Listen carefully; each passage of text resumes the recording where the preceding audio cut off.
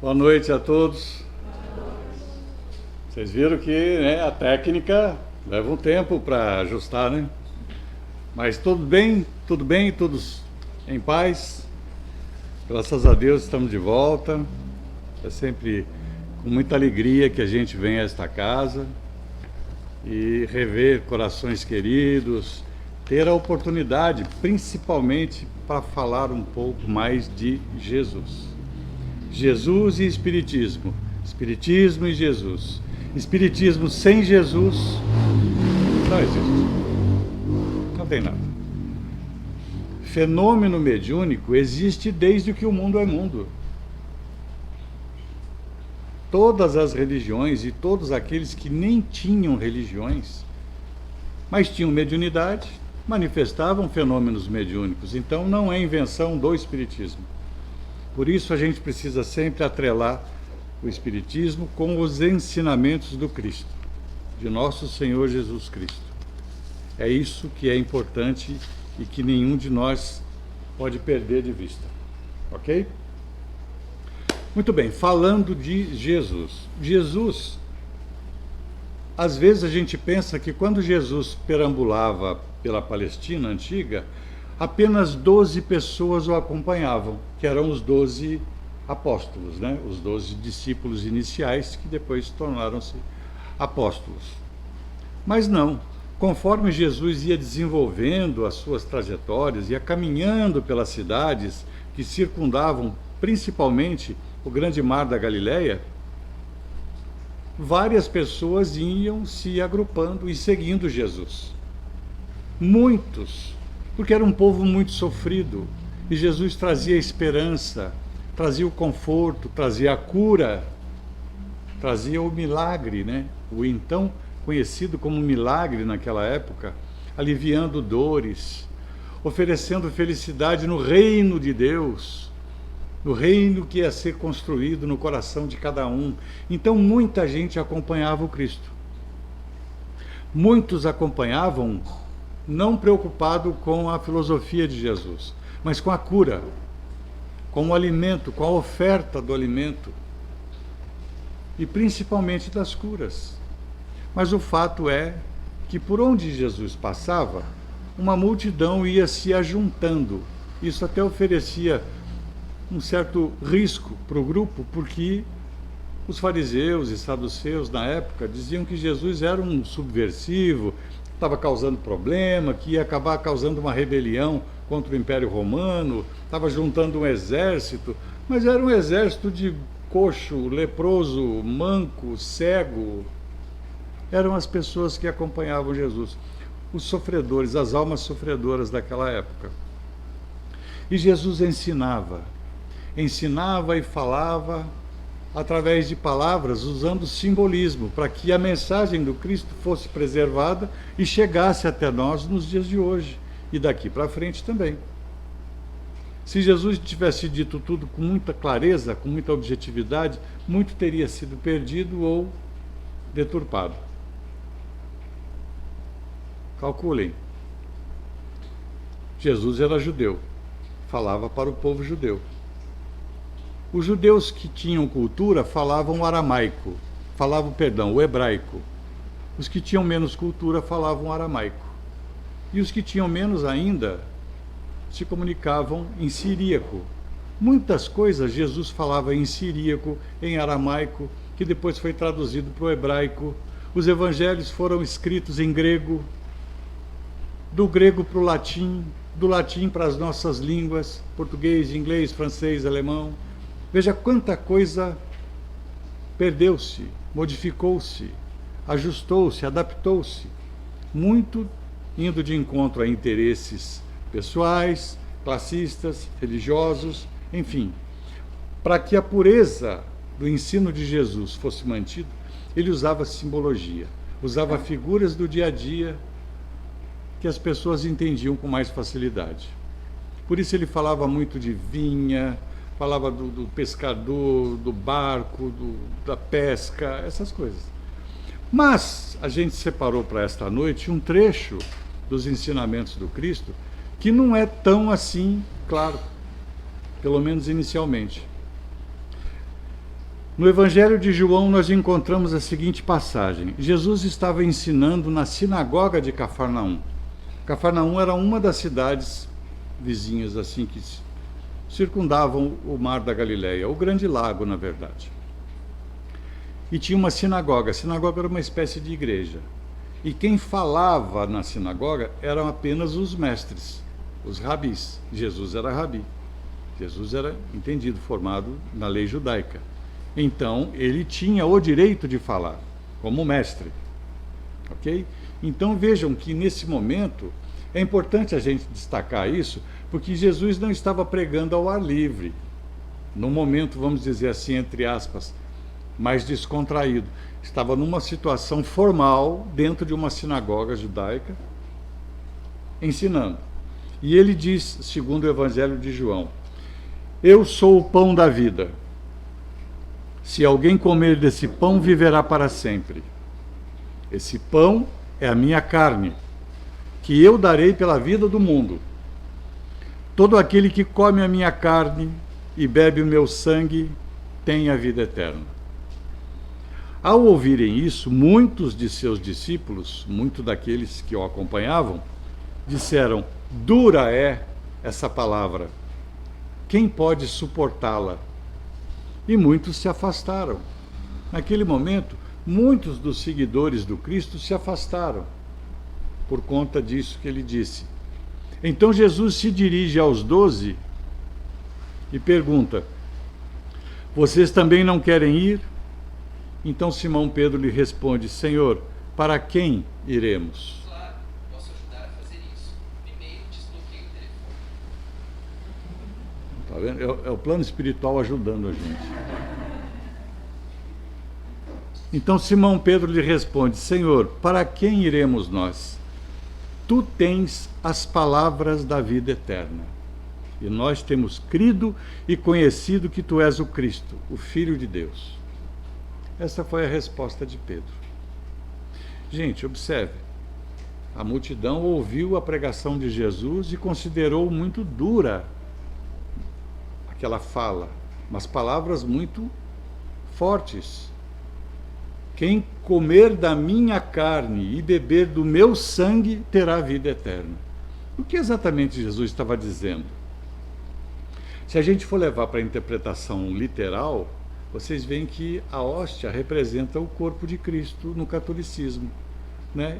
É um simbolismo também e que é ofertado àqueles que estão comungando, ou seja, compartilhando dessa ligação, tá certo?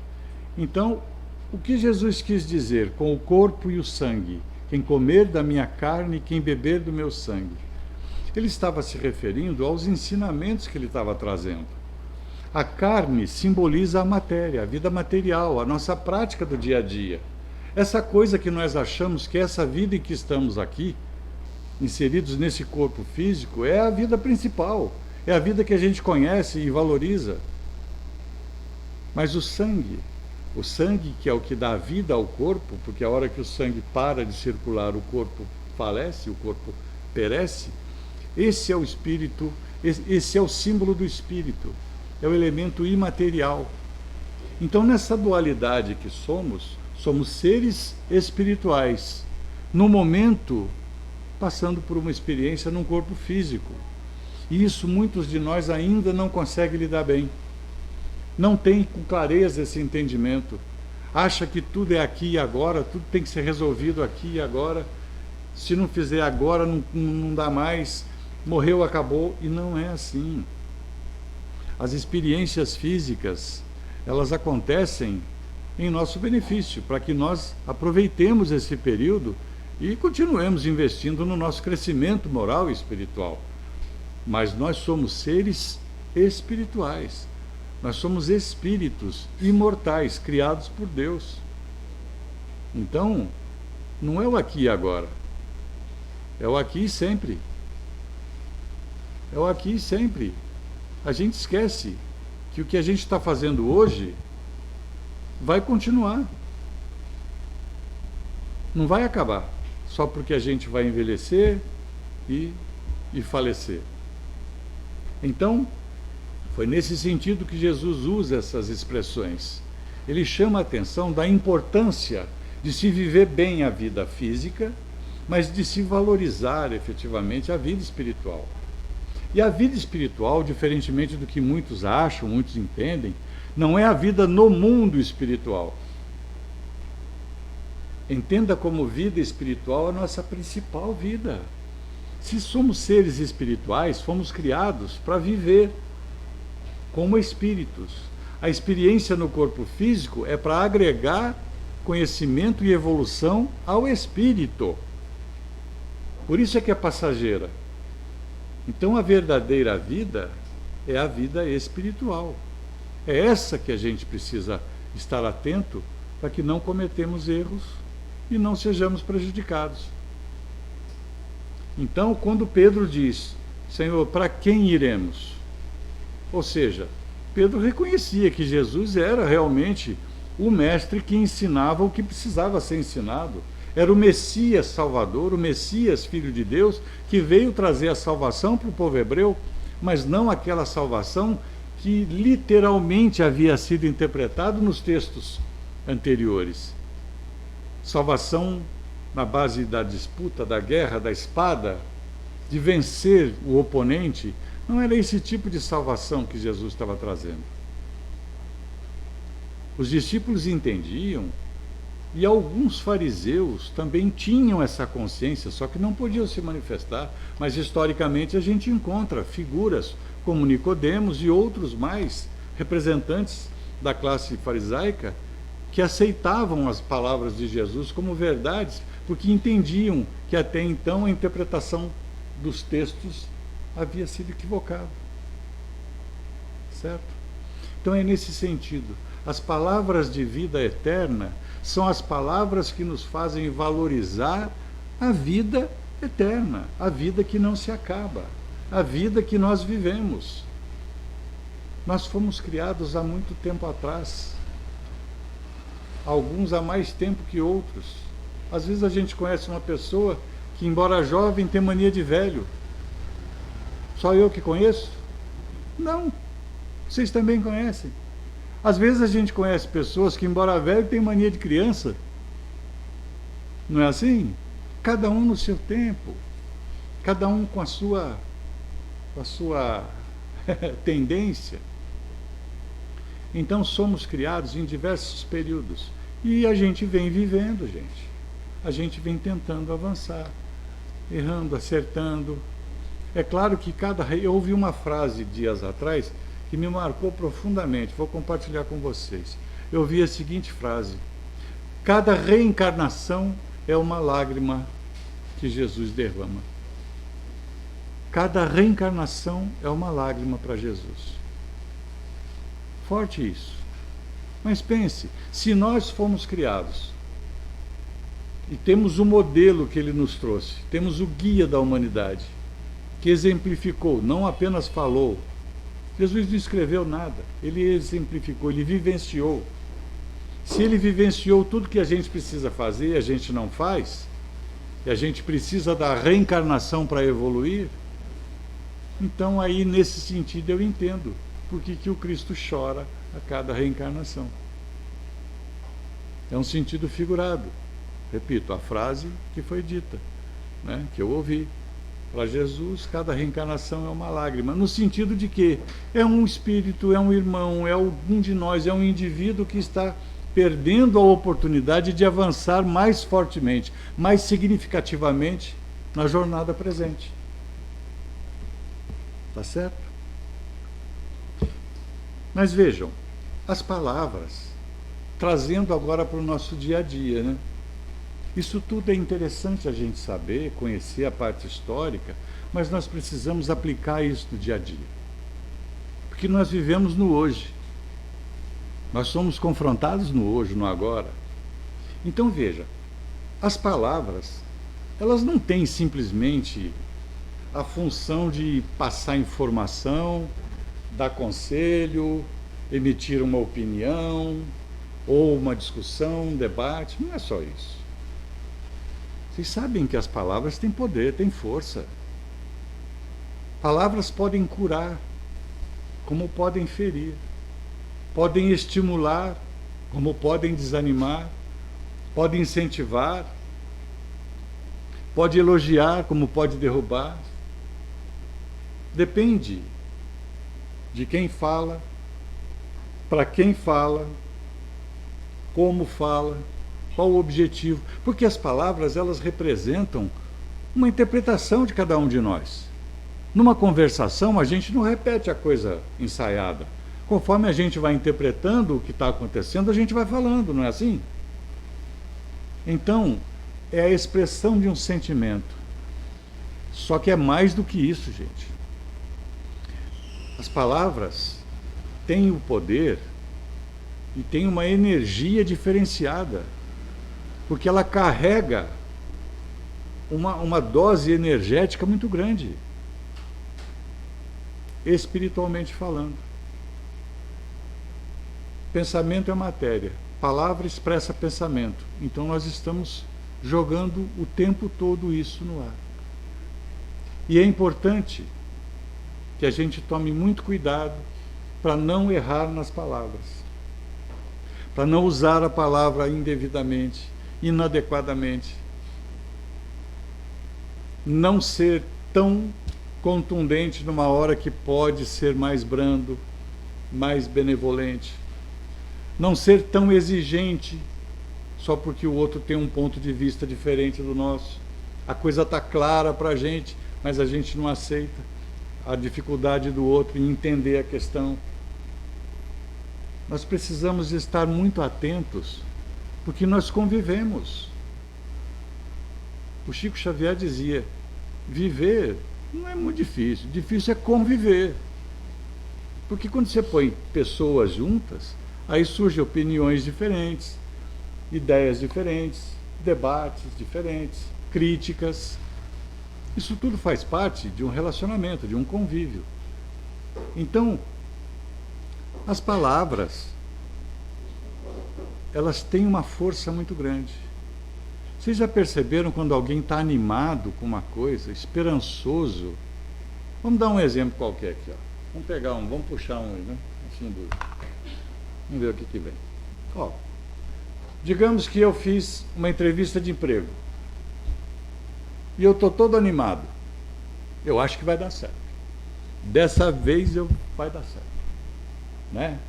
Então eu estou lá esperançoso. Aí eu chego para o meu melhor amigo, ou pelo menos o que eu pensava que era meu melhor amigo, né? E vou compartilhar com ele. Rapaz, eu fiz uma entrevista em tal lugar e eu acho que vai dar certo. Aí ele vira para mim e diz assim, mas eles estão pegando idoso lá para trabalhar? Eu falo, não, eu fiz essa entrevista por telefone. Ele falou, então você não vai conseguir não. Vocês percebem? O chamado balde de água fria é muito mais do que isso, gente. Com palavras nós podemos destruir o sonho, desestimular pessoas. Cuidado, quem tem filhos pequenos. Classificar o filho, taxar o filho de uma coisa que ele não é, que a gente acha que é, mas não é. É muito perigoso. Por isso, muito cuidado. Muito cuidado com as palavras. Às vezes, o silêncio é melhor do que uma palavra. Calar-se, esperar uma oportunidade mais adequada para discutir o assunto de uma outra forma. Porque quando a gente vai para a vida prática, que tipo de palavras a gente está encontrando hoje? Conversamos aqui agora há pouco, eu e o Diego. O que a internet traz? O que a mídia traz para dentro das nossas casas? Casa mental. Tem de tudo. Dependendo do que nós valorizamos, a gente está na contramão do progresso. Materialmente falando, existem pessoas que valorizam religiões estranhas, que normalmente não agregam nada. Muita coisa de misticismo, deixando as palavras do nosso Senhor Jesus Cristo de lado, como se isso fosse coisa antiga. E passam a valorizar coisas mais modernas, mas que não refletem nenhum bem-estar espiritual. É tudo focado na matéria. Líderes de classes, religiosas ou não, que comandam pessoas, que direcionam, que conduzem pessoas, quando se pronunciam, olha o perigo.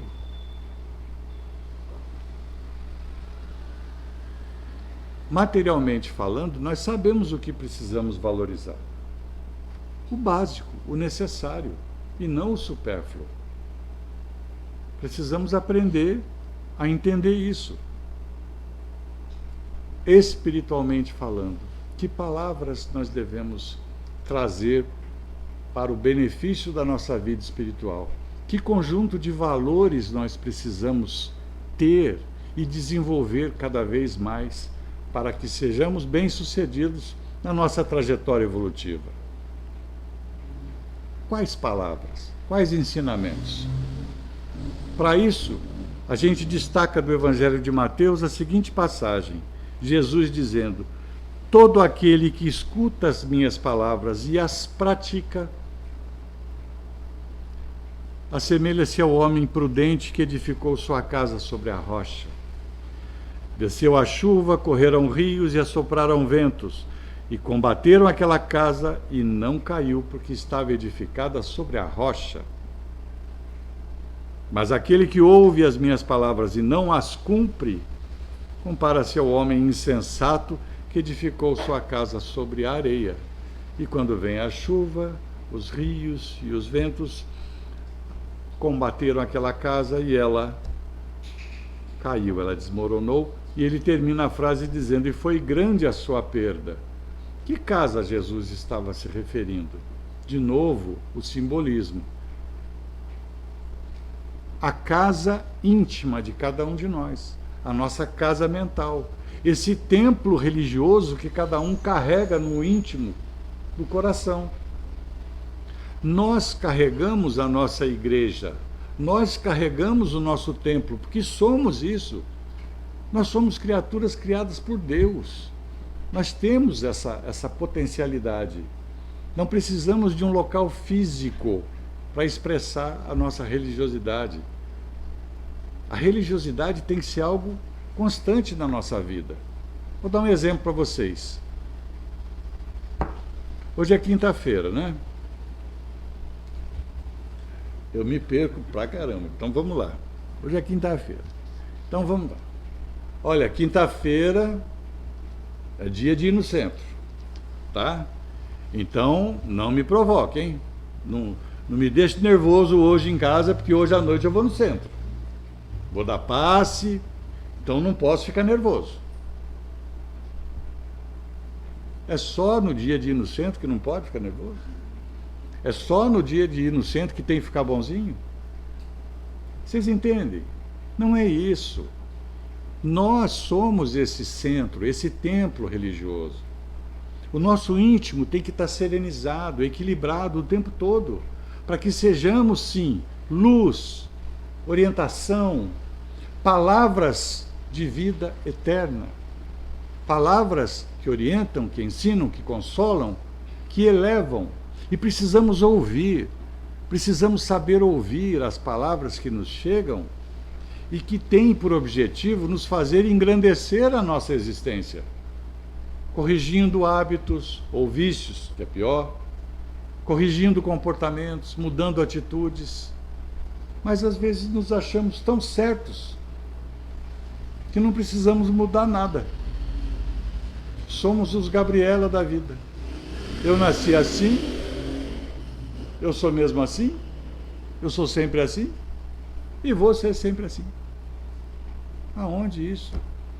Mas não pode. Não pode. Nós precisamos estar atentos a esses chamados que a vida nos oferece. As palavras de orientação, de ensinamento, de engrandecimento, elas nos chegam por diversas fontes. Através de um livro, através de uma música, através de um amigo, de um conselho, de uma mensagem que a gente pega na saída de uma casa religiosa, de todas as formas. Mas é importante lembrar que quando é uma palavra que é positiva, é uma palavra que valoriza a nossa condição espiritual, ela provém do Mestre. Porque Jesus trabalha dessa forma, utilizando cada um de nós como seus operários, seus trabalhadores, seus cooperadores.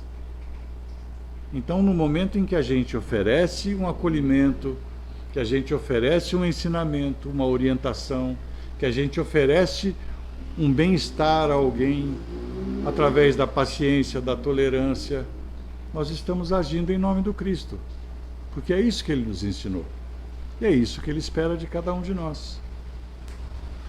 Palavras de vida eterna são essas palavras que nos foram apresentadas com o propósito da gente valorizar o que é para ser valorizado. E só tem um jeito da gente valorizar a nossa vida espiritual: é viver bem a nossa vida material. Entendendo por viver bem a nossa vida material, é cumprindo todos os nossos compromissos necessários.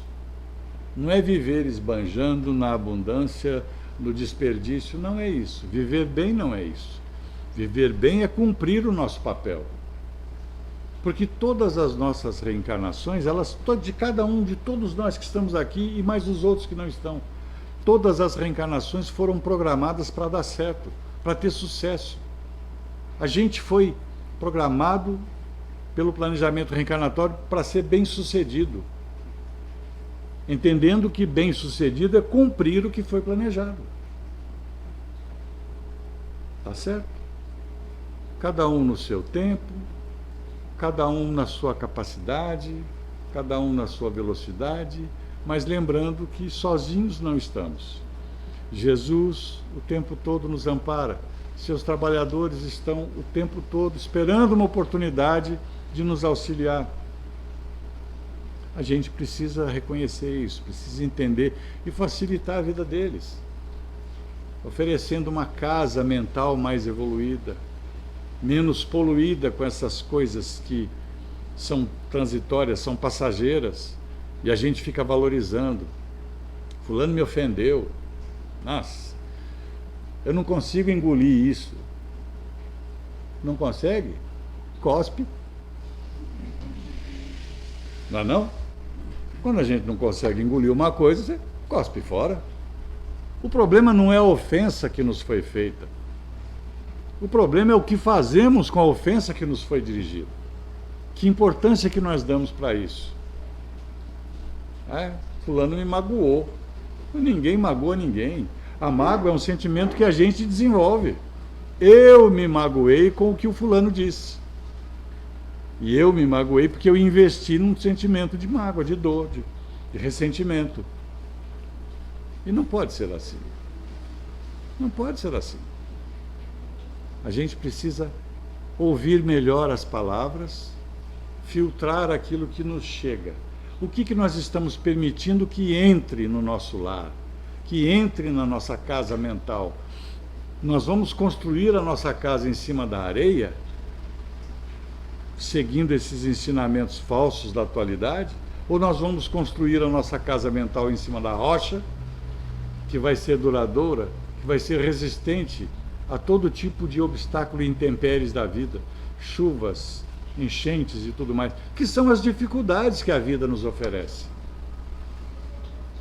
Onde estará a nossa casa? Entendendo que a casa precisa ser o nosso lar, precisa ser um ambiente de crescimento, um ambiente de paz, um ambiente de refúgio, de segurança, de acolhimento seguro. É isso que nós precisamos. Não apenas o lar físico, a nossa casa mental, o nosso íntimo, o nosso pensamento, o nosso sentimento. Que Jesus nos permita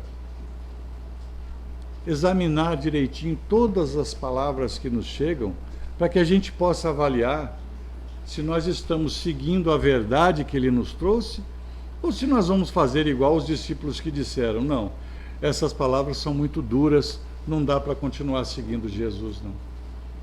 É isso que Ele espera de nós? Evidentemente que não.